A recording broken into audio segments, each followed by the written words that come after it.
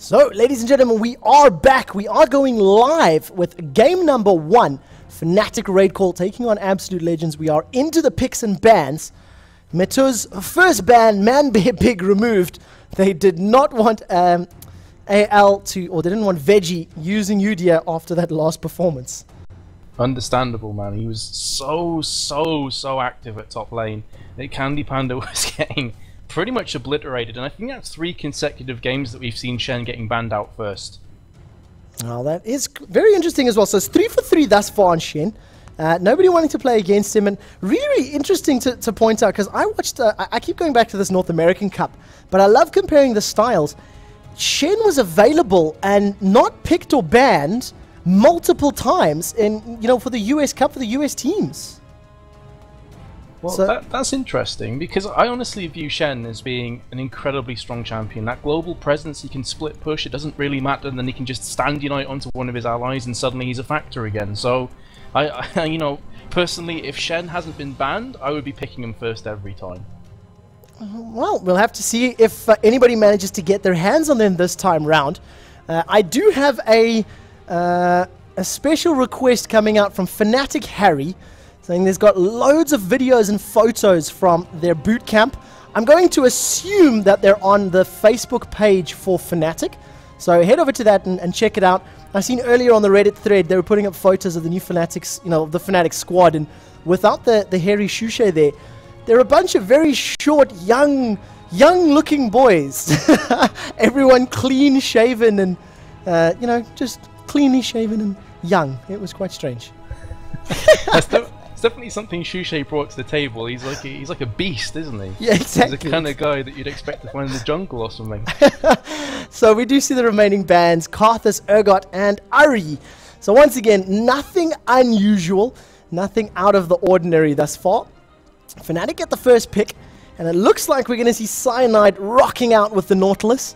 I like seeing that. I like seeing he tends to build the boots of mobility and a GP10 item pretty early on. And I'm a fan. I also need to yell his name in ecstasy, I believe was the term, wasn't it? It was, yeah. So, Cyanide baby will have a good one. He's like, oh, good quick shots casting. Every time I do a huge play, I want you to scream my name in ecstasy. So, if that happens, then there you go, Cyanide. So that is the plan, that is the plan. Now, Absolute Legends looking like this time around, they want to take Soraka.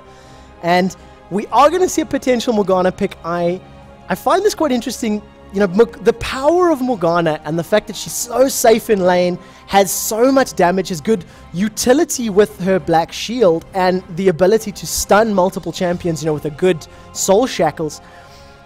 I feel like that should, unless that champion is banned every game, should be picked every game.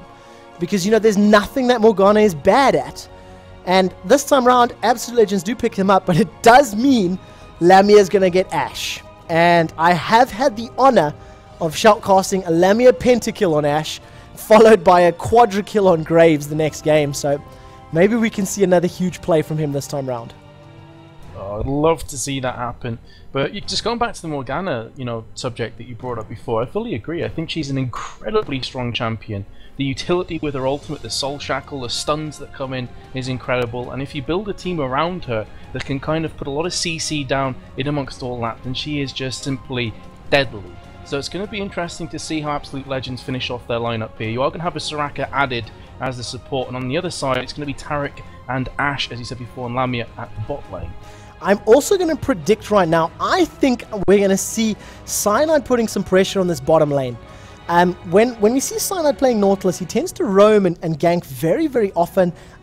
Also plays a fairly aggressive invading jungle type of playstyle as well, which is a little bit unusual because Nautilus isn't the quickest of clearers in the jungle.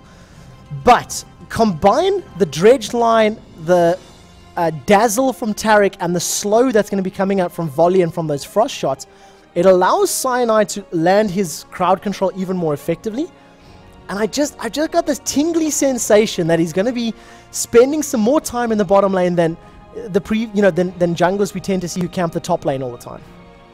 Yeah, and I like that Corki pick. I really do, because obviously as soon as they have any kind of, as you mentioned in the last game, spidey senses with tingling, that they're going to get ganked, he's just going to Valkyrie away. He's not going to take any chances, but I so hope that Peke is going to get Twisted Fate. He is incredibly strong with TF. This would be incredible.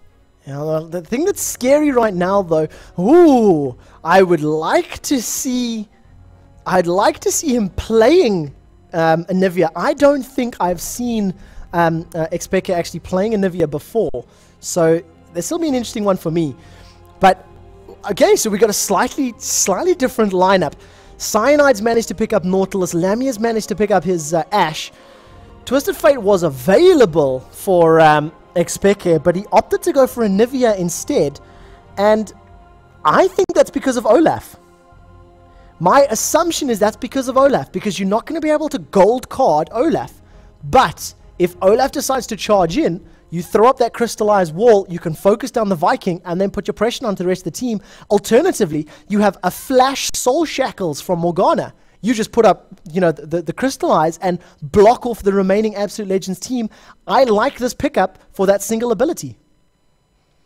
Well, now that you explain it like that, quick shot, so do I. You sold me, dude. And now Anivia for the win. Yeah, I really think that's a good one. The thing that's interesting about this, or that's gonna play out, you've got three sort of commitment champions. You've got Olaf, Morgana, and Wukong that have to jump in there and really commit themselves to a fight. If they do not avoid the crowd control that Cyanide is going to be putting down with his Dredge Line and those depth charges, if they can get past the crystallized wall and avoid that crowd control, I think they can melt Taric, Needly, and Ashe. I don't think they can stand up to the DPS of an Olaf, Morgana, Wukong, and Corki as well. But if they don't get controlled or they don't get locked out by that wall, I think Fnatic can easily win the fight. So it's going to come down to those handful of abilities, those 2 or 3 skills, and whether or not the Fnatic players pull them off effectively, or, on the flip side, whether or not you have a Wukong Cyclone into Soul Shackles into, you know, mad, crazy Brolaf Viking running around. That's kind of what I was saying before about Morgana, that, you know, if she can get another character, like a Malphite, like a Wukong, like a Kennen or something like that, that's really going to be able to lock down champions in the Soul Shackles, then she's incredibly strong. So Cyclone plus Soul Shackles equals pain. It's kind of that simple, but it's all down to how Anivia places those walls. It's going to also have to put into, you know, consideration that depth charge is going to really hinder those team fights kicking off as well for Absolute Legends. So it's going to be interesting to see how this one pans out. And also important to note that Corki's taken cleanse. And that makes sense. You consider the amount of crowd control on that team. You need that cleanse. You know, it's super, super important. Especially when you're laning against Ashe. You know, the Dazzle and the Enchanted Crystal Arrow. You know, you need it to get away from at least one of those. How many Ignites do we have down for Fnatic? 1 Ignite, 2 Exhausts. Exhaust in the top, and that makes sense as well. So as Needly against Kikis's Wukong. So you're going to need that just to mitigate the attack damage that's coming out from the Monkey King. Yeah, and I think, you know, they're probably going to throw an exhaust onto Olaf and Corki once the team fights start kicking off as well, just to keep them at, you know, at arm's length. And look at the rune page on Kikis at the moment. 25 armor penetration, 13 armor, and 9 mana per 5 at level 18. So really wanting to spam out those crushing blows and Nimbus strikes. Yep. I'm just going to have a quick look at Soaz, because he's playing Nidalee, and I actually wanted to ask you about this before, quick shot. In your opinion, what are your thoughts about Nidalee overall as a top character? I have not seen too many Nidalees in the last couple of weeks, and you know, she showed her face for a little while as an AD Nidalee about 2 to 4 months back, and there was a lot of AD Nidalee running around and whatnot. The champion is amazing if you build AP for poke, and really, really good to, you know, fairly safe in lane, has the heal, has got the long range poke, has the ability, the movement ability with the pounce and the Kugastan. So I like the champion. I'm just not a huge fan of the playstyle. You know, I really don't like sitting back as far as you can, tossing out javelin toss, you know, pretending to be a mortar. I like aggressive, dive in there, commit like, you know, Olaf, like Wukong. So, you know, it's an interesting one. I think we'll touch back on this when we get back from the advert break, because it is 30 seconds left on the clock, and when we are back, Fnatic versus AL. So that one's running. And for those of you who do not have adverts, Metuz, what do you think about Needly? How do you feel about the champion? Well, I'm on the fence about her. I agree that when she has ability power, she's very good at poking. She can obviously heal up very nicely as well, but I just don't see an X factor in her. I don't see anything that makes me think, oh, Nidlee's playing. Awesome. Top lane, I would expect to see an AD kind of tanky build here, especially as I'm looking at the rune page right now for Soaz. He has plus 15 physical damage, plus 13 armor, and plus 12 magic resist. So it definitely looks as though he's going to be building that kind of tanky AD role at top lane. And remember that it's not unusual to see that additional attack damage on that top laner, primarily just for farming. You know, at those lower levels, Kennen in the previous round went double Doran's Blade, then into ability power. You know, so giving that early game advantage with that electrical surge on his W and making life a bit more difficult. We do need to talk about skin war though. I think French maid Needly defeats exiled Morgana. You know, if I win a base, I know everyone else has skins, but for me, that's sort of what it boils down to. Red Baron Gorky's pretty cool, but I didn't know you were into that kind of thing, Metuz. Yeah, I'm into World War II, bro. Oh, touche. Well played, well played. Skin war, we have to give it. I guess you're gonna go with you're gonna go with Fnatic then, aren't you? I have to. You know, fabulous flaming Taric and French maid Needly. Sorry, they have to get the vote. And yourself? You've got to pick one. Red Baron Corky's cool, but I think I'll go Fnatic as well, actually. Okay, so skin war in favor of Fnatic. I wonder if that's going to make a difference. Put your votes on chat, everybody. Fnatic or Absolute Legends. Boots Pots meta reigning supreme. Take a look at that on the Fnatic side. Oh, yeah. Just the one fairy charm in the game. Everything else is boots and pots. And so you're actually going to have the support of Taric. He's going to be taking boots. That makes sense, because obviously he wants to close the distance, land that dazzle, and get the stun off. But looks as though both teams are going to kind of chill out. All 5 Fnatic are going to go into the opposition jungle. So Absolute Legends going to have to be super, super careful here. And I also just got an update as well from the admins. Thank you very much for that one. Second semi-final, it is going to be Moscow 5 facing off against Eclipsia in a best of 3. So we'll keep our eyes on that one as much as we can, or as quickly as we can. Huge props to Lucas, actually. He's one of the match ticker guys over at Interlol. He just sent me that information. So thanks a lot, dude. And yeah, M5 versus EC semi-final. That is best of 3, as is this one. All of that invasion, all of that aggression ended up meaning nothing.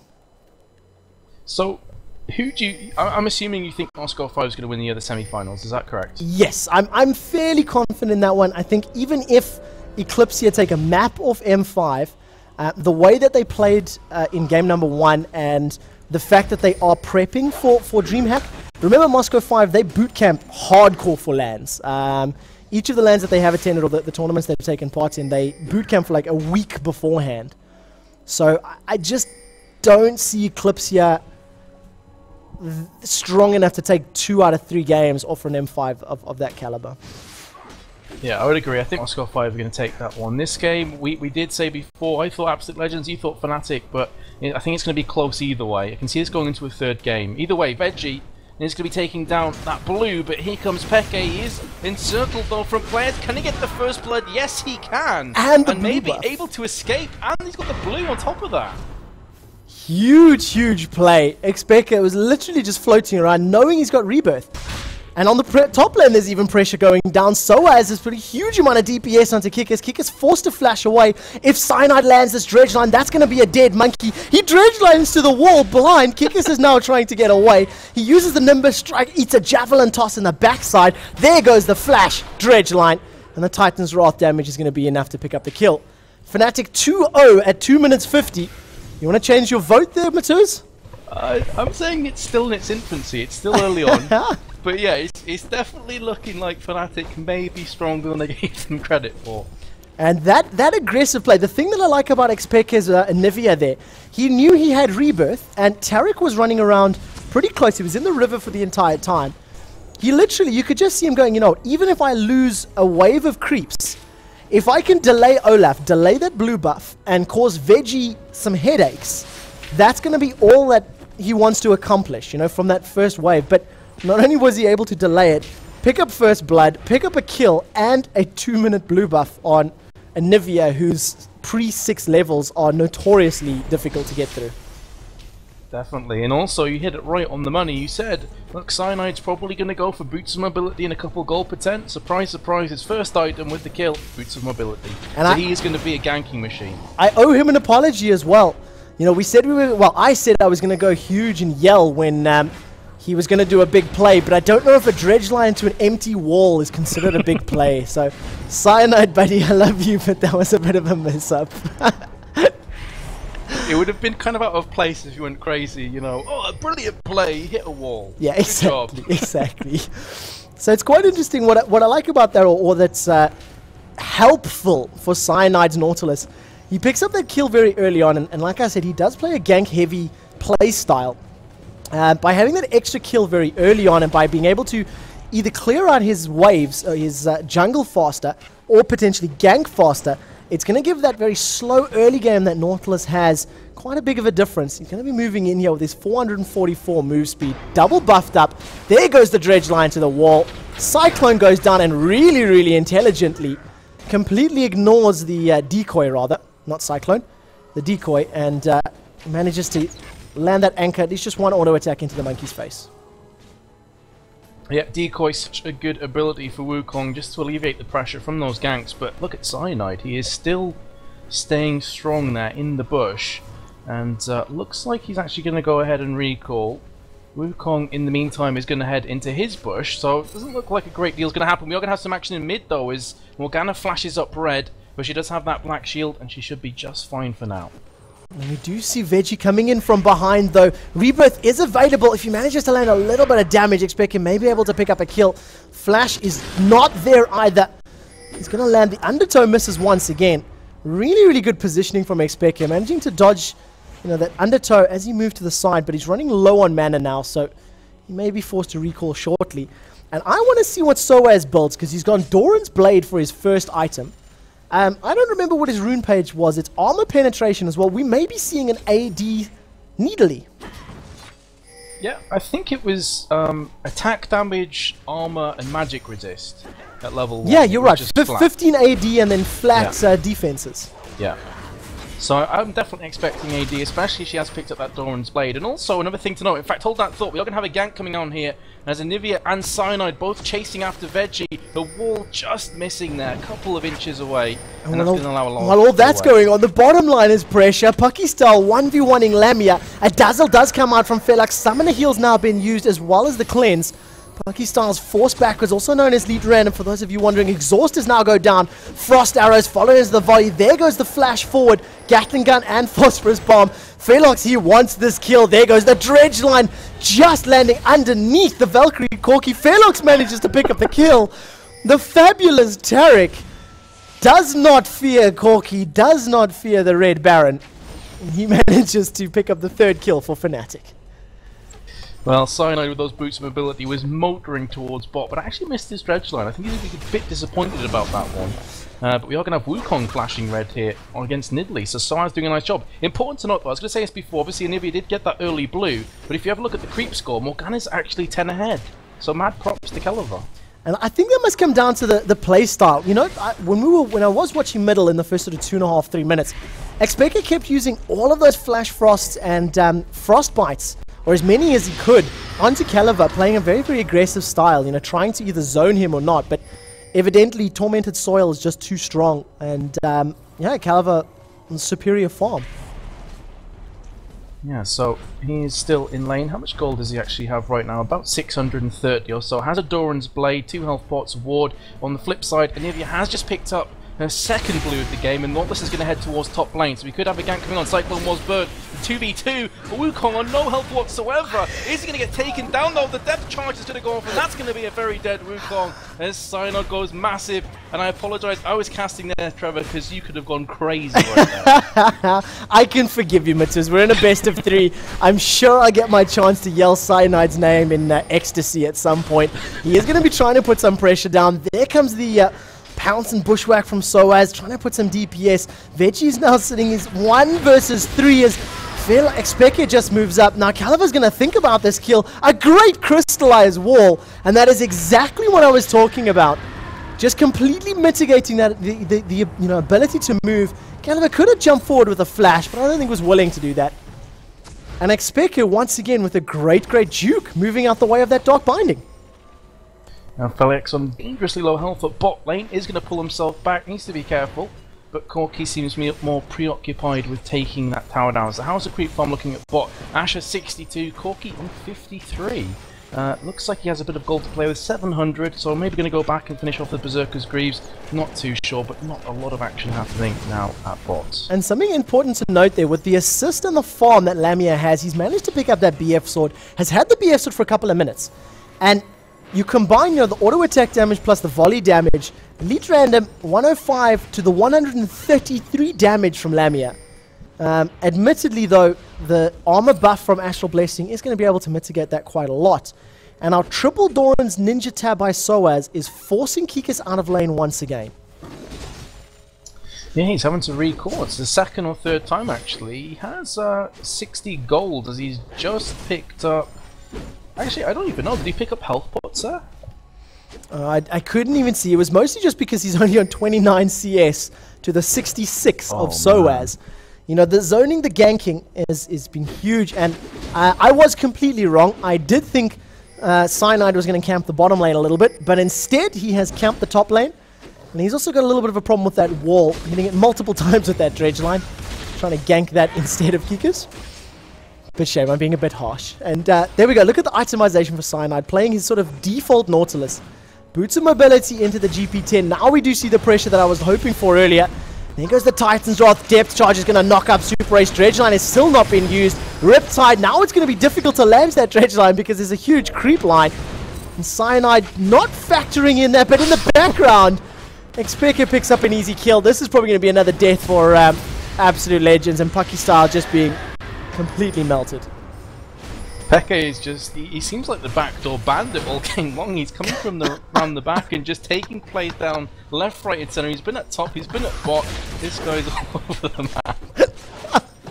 I hope someone doesn't turn that into an animated gif of the backdoor bandit Xpeke.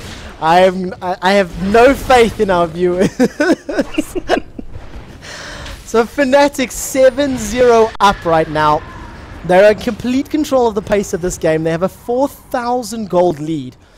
They are playing very, very aggressively. And what it feels like to me, this play style and this positioning, is it's like a Korean League of Legends side. Oh, Soaz is going to be able to jump onto Veggie, lands the pounce, and then follows it up. Now Xpeke is right there. Veggie trying to recall in completely the wrong place.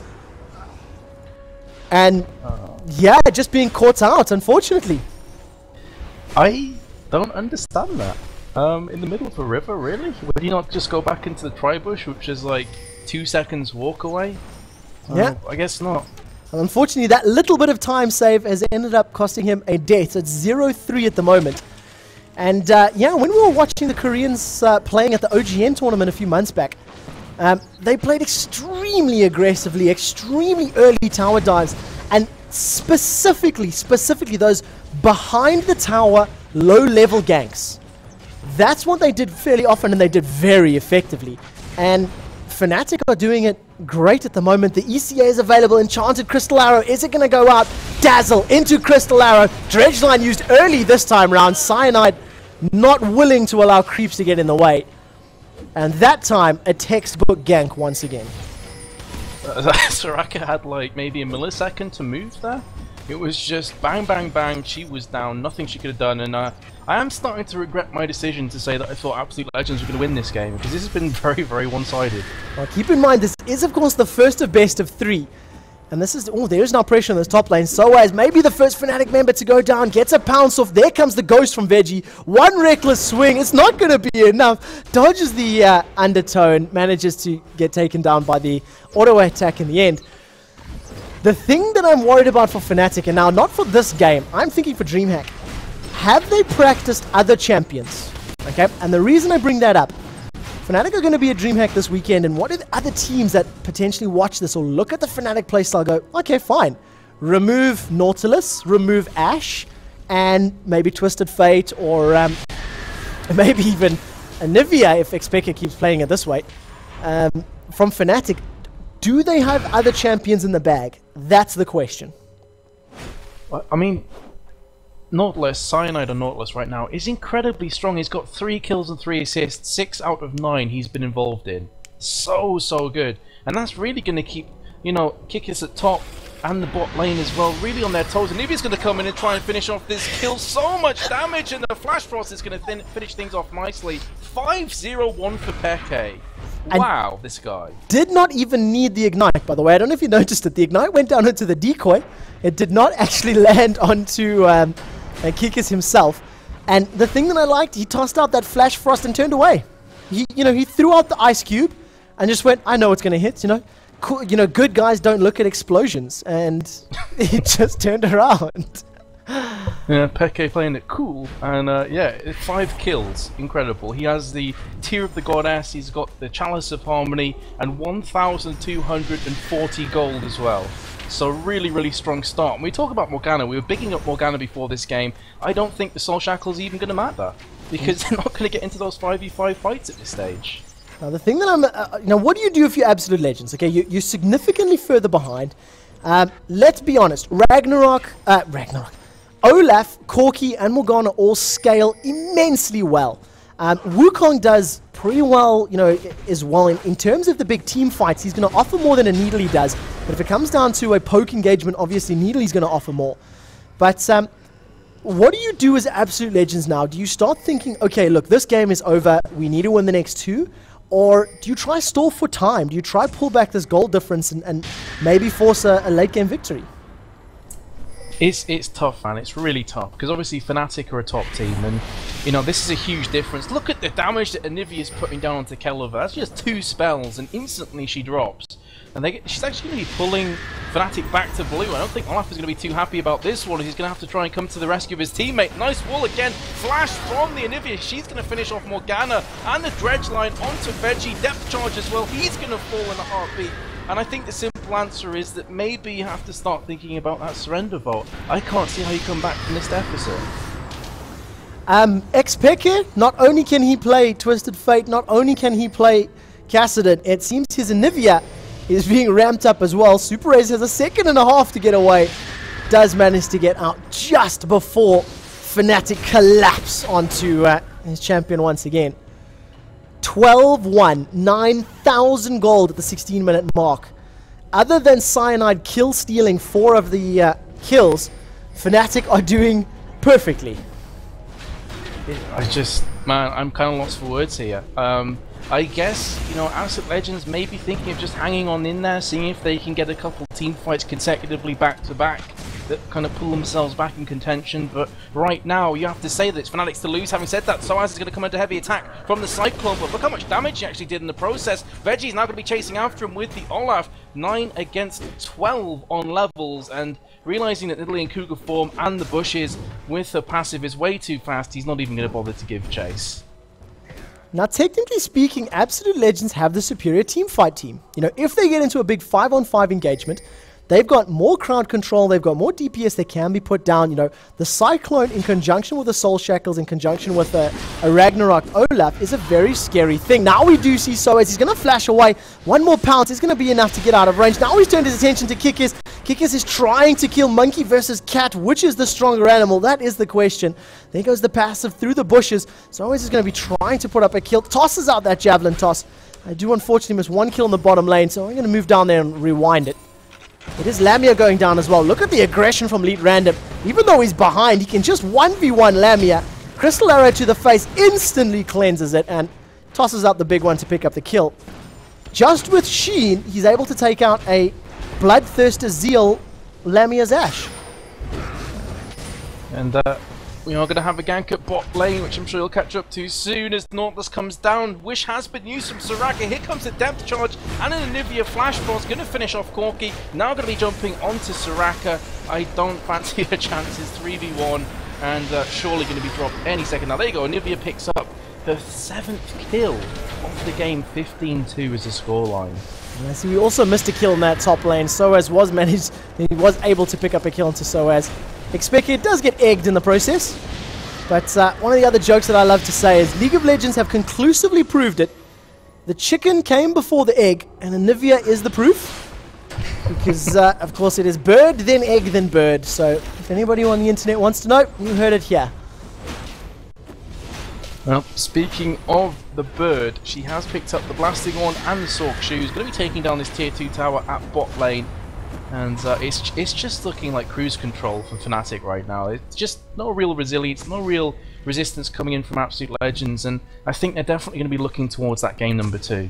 3,000 gold sitting in the bank. If you look at Xpeka, he's currently got 8,100 in total in comparison to the 5,100. Now we see Veggie, he's going to take a dazzle to the face. Considering using Ragnarok, finally it's been used. Astral Blessing has now been put down. That's going to reduce a lot of the damage that Lamia is putting out. In the background, though, Xpeka is trying to pick up a kill onto Super Rays. And damage from Leech Random is really, really big. Another dazzle is going to lock up Corki and try commit to a fight. Now, of course, we do see Lamia. He's sitting there. Enchanted Crystal Arrow is available. Dredge 9 lands onto Leech Random. Wait for Lamia to use it. They're going to be saving it for the next couple of seconds. Volley goes in the background, and lots of damage back and forth, but no kills coming from that huge engagement. Yeah, Dragon is still up, and oh, nice arrow from Ash there. She's going to finish off Veggie. Man, oh man, that's the second time I've seen him getting caught with his pants down around his ankles in a precarious position, and he will get punished both times. So 16-2, Dragon up, as I said, is going to get taken down now from Fnatic, and they're just going to escalate that goal out of control. It feels like just a little bit of lack of concentration. You know, when you start falling, when you start falling behind, or we do see some aggression from Nidra and Phosphorus Bomb, as well as the Missile Barrage, it is going to be enough to pick up the kill. Now we see Soaz, he wants to pick this fight. Phage and Sheen picked up. He's going to be applying those Phage procs. Valkyrie's only available in 6 seconds. Wish gets popped from Super Rays. He's going to be running straight into a Cyanide, and Cyanide manages to grab the wall. Now we're going to see Soaz, he's turned his attentions onto Super Rays. Going to be pushing forward. There goes the pounce. Bushwhack. Going to keep moving forward over and over. It's not actually Bushwhack, it's the swipe. He's going to keep moving backwards now. Takedown. Going to be jumping away from safety. And in the top lane, once again, Kika's going very, very low. And I think on behalf of Absolute Legends, you know, they started off being defeated in the lanes by, you know, a very, very strong set of ganks from Cyanide.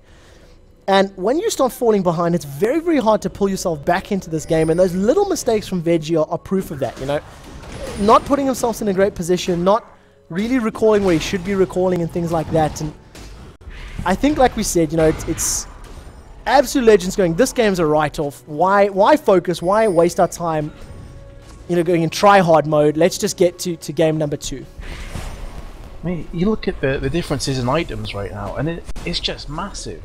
You know, you've got a large rod and chain vest from Morgana. You've got Archangel Staff, Blasting Wand, the Giant Spell. Oh, look at the top line. Ignite, one auto attack, and the Flash Frost was more than enough. Xpeka just really, really... you know, Xpeka playing a Frog and 101 Anivia. Really, really doing well with it. Definitely, Olaf is going to be going down in mid lane. Surely Depth Charge has came in. Black Shield was used though, and he's going to be able to escape with 10. Yes, you heard that right. 10 health points. Mainly thanks to Kelva, who now fights the dust courtesy of a 4-strong attack. In fact, maybe not going to go down. Yes, he will from Nidalee, who jumps on right at the end there. Corki trying his best to survive, but Nidalee's going to get the double kill. And that's going to be 21-3. Man, oh man, this has been one-sided. A huge, huge game for Fnatic. I don't want to sound bad when I say this, but Soaz 4-1-4 playing that top line. It's been a long time since Fnatic have had a dominating performance in the top line, and if Soaz can keep up these performances, we may see a return of, you know, the strength of Fnatic that we've seen during Season 1 when the double AP was just so prevalent.